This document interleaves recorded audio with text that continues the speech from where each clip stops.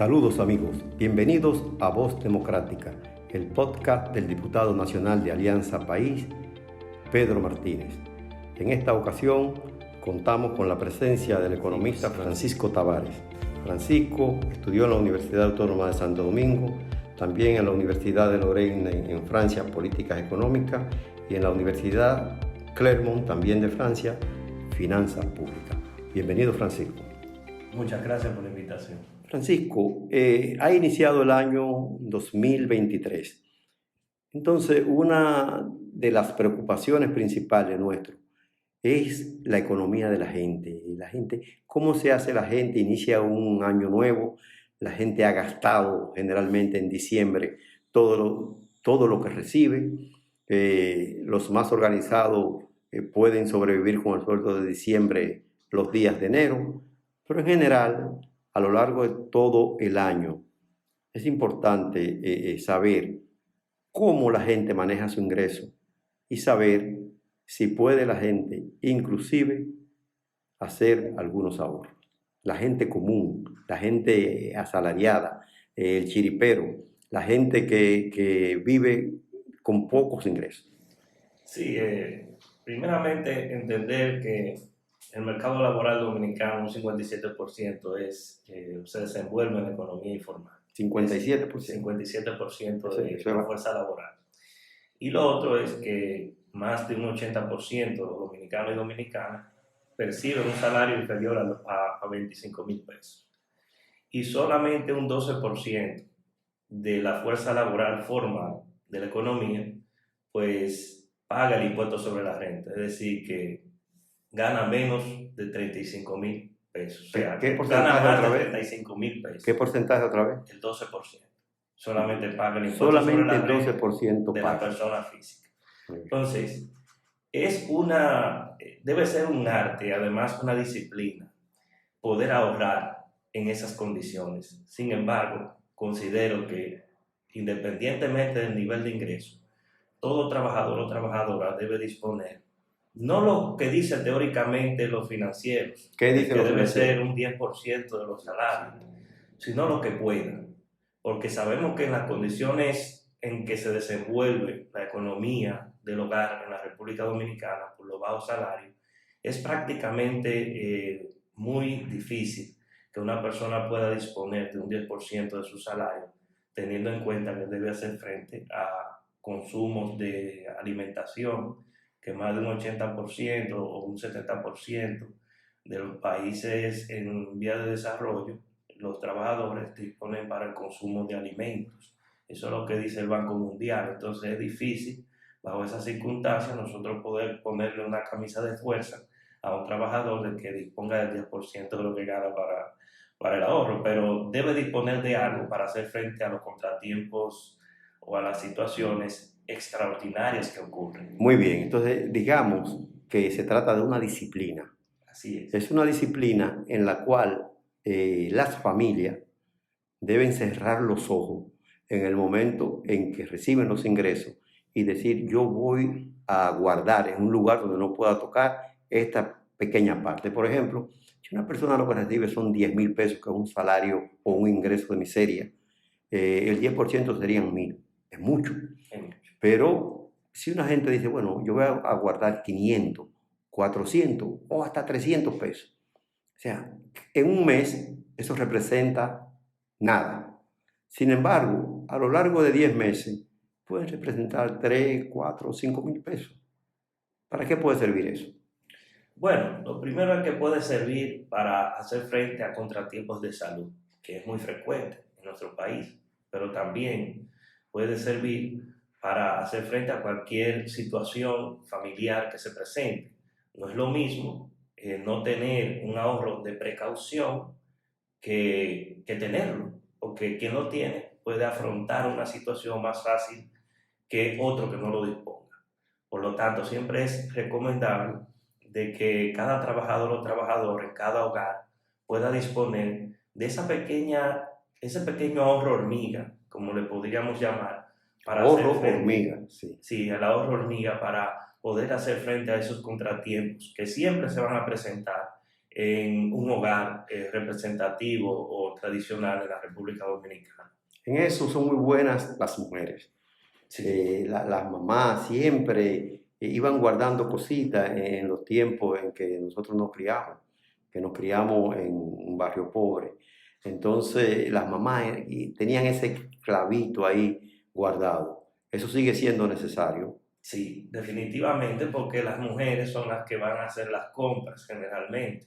En familias tradicionales, como es en nuestra sociedad dominicana, las mujeres pues conocen más de la economía, digamos, de la compra menuda al detallista de manera permanente y diaria, porque son las que tienen que comprar cotidianamente. Y eso le hace más proclive, o sea, más dispuesta a hacer los ahorros del lugar.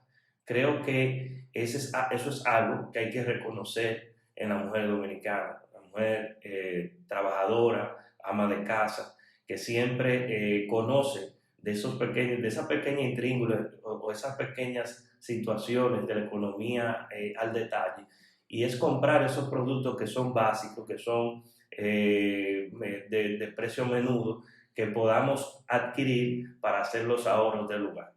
Mira, es una difícil tarea decirle a una gente de ingresos tan bajos que ahorre, porque el ahorro se puede ver como un lujo, pero repitiendo lo que tú has dicho, es para enfrentar situaciones imprevistas, digamos, gastos extraordinarios, están los gastos ordinarios, pero es como darle un pellizquito.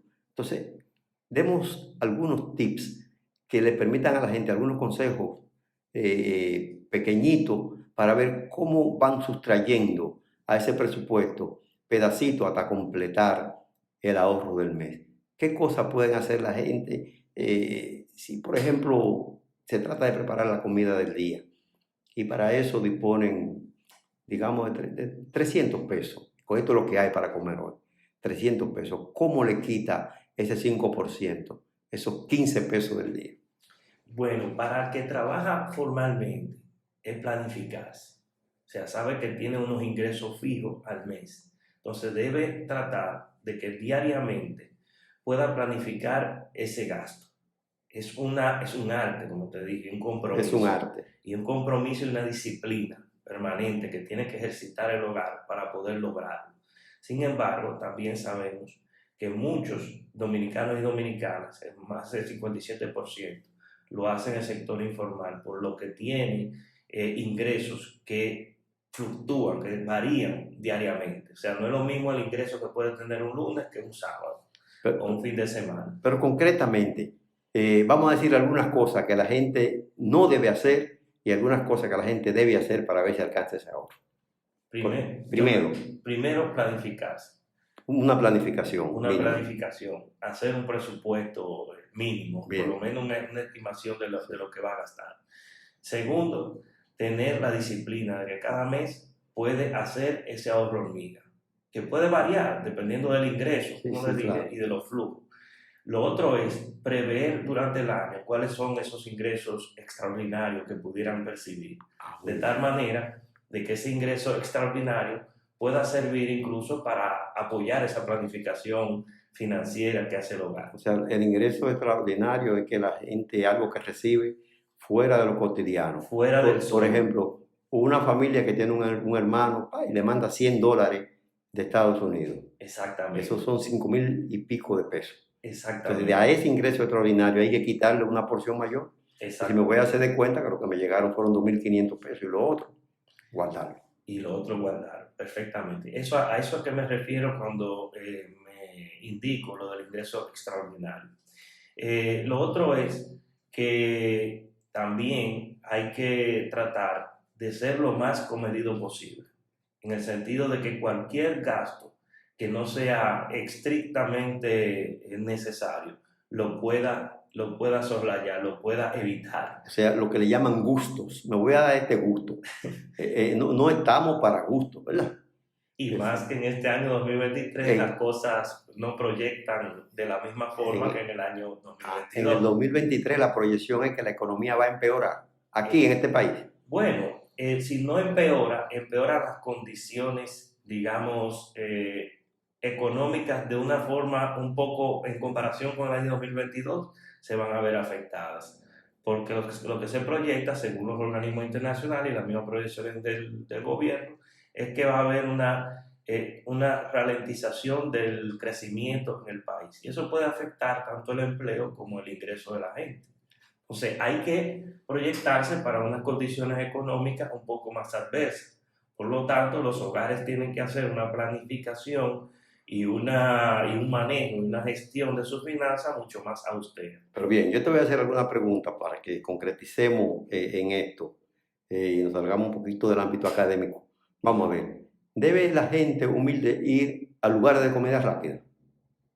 Definitivamente que no. No es conveniente, ¿verdad? No es conveniente. Cuesta más y es menos nutritivo. Cuesta más, es menos nutritivo y a la larga le va a generar gastos de salud. Le va a generar gastos de salud. Aumenta la hipertensión, puede aumentar la proclividad o la intensidad de que pueda ocurrir una enfermedad como el azúcar, por ejemplo, la diabetes. O sea, que la gente debía tratar en los hogares de cómo tener algunos conocimientos. Ahora se puede obtener conocimiento por las redes sobre cómo preparar alimentos diversos, sabrosos y de menor valor económico y mayor nivel nutritivo. Entonces, es una manera, claro, que la disciplina es un elemento. O sea, si nos llevamos la influencia permanente de la publicidad, de lo que hace otra persona, otro vecino, es un poco difícil alcanzar ese objetivo. ¿Qué otra cosa? Ya en la parte final. Bueno, creo que una de las cosas que tú señalas, de que no necesariamente el que come de restaurante, come comida rápida, Sí. se está nutriendo. Por lo Así tanto, es. es un buen consejo.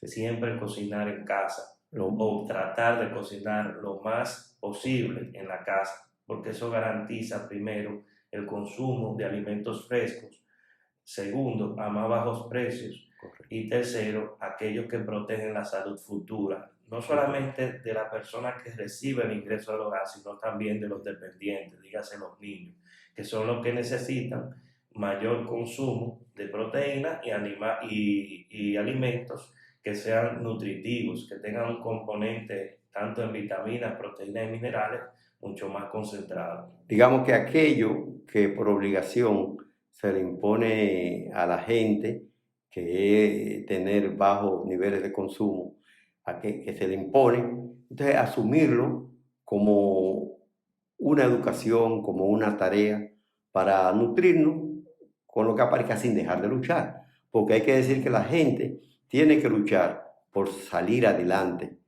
por progresar. Y hay que enfocarse mucho en los niños, en su nivel nutritivo, calórico y educativo, porque definitivamente es donde reside el futuro. Y esa es la garantía, además, de elevar los ingresos futuros del hogar. De elevar es una inversión a futuro. Nutrir los niños, educar a los niños, para los padres, es una inversión momentánea, pero que también se traduce en una retribución futura, en ingresos futuros mucho mejores para toda la familia. Bueno, debemos pedirle excusas si alguien se molesta, porque digo, oye, esta gente hablando de ahorro. Pero es importante que comprendan muy bien que lo que estamos diciendo no es lo que recomiendan los financistas, que la gente ahorre el 10% de sus ingresos. Es que hagan el 5, hagan el 3, hagan el 4.